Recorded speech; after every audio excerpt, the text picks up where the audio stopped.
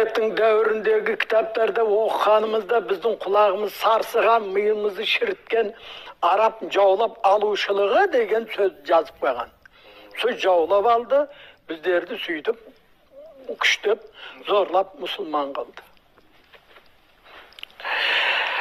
Білмейтін адамдарға солай шығар. Ал бірақ шындығында қисыны логика болу керек қой. Араб қандай халық? Ана жерде бұлақ, ана жерде құдық, сондай су бар жерлерде өмір сүріп жатқан Сахараның ішіндегі көшіп жүрген бәдауи. Меккеде мысалы Замзамнан басқа жердің астынан шығып жатқан су жоқ Меккеде. Ал енді ол тамақ пісіруге жарамайды, Замзам суы.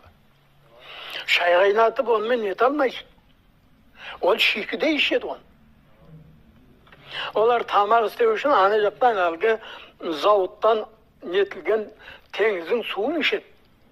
Әйтеуір өйтіп жасалып берген суды. Ал енді тұрмыс жаңағыдай. Ал енді сөйтіп көшіп жүріп, әр жерде қонып жүрген араб біздердің сыңсып тұрған түркінің даласына бәрін жетектеп келгенмен олардан көп бола алмайды ғой.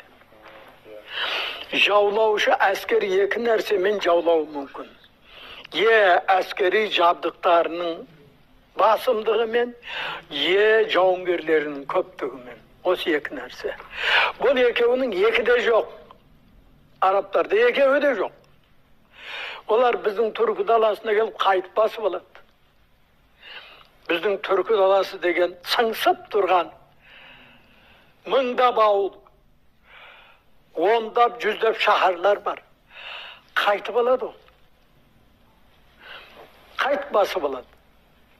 Оның үстіне біздің түркі даласының жауынгерлері қол мерген шетінен. Мынау аттыма тигізеді ол. Ол құры кетпейді. Көздеп отырмайды. Көзденге уақыт керек бүйтіп отыруға. Түркі жауынгерлерін дейді. Алдында екі көз, арқасында екі көз бар дейді.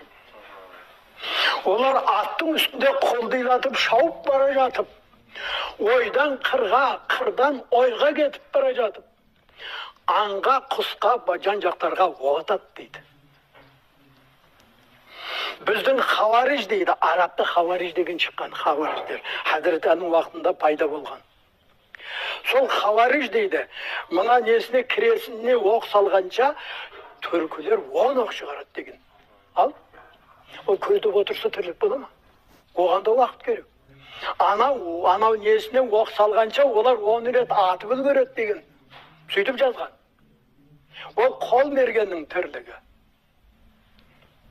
Сөйтіп барып, ол несінде жазады. Ол Манақибул Атрак деген кітабы бар Әл-Жахиздің. Түркілердің айтулы қасиеттері деген мағынада кітап. Сол кітапта жазады. Түркілер дейді, исламды қабылдаумен дейді, бұрынғыдан да күшейіп, әруақтанып, айбаттары асып кетті дейді. Мұсылмандыққа келумен дейді.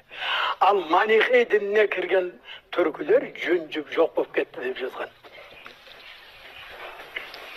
Міне осындай нәрселер тарихта бар.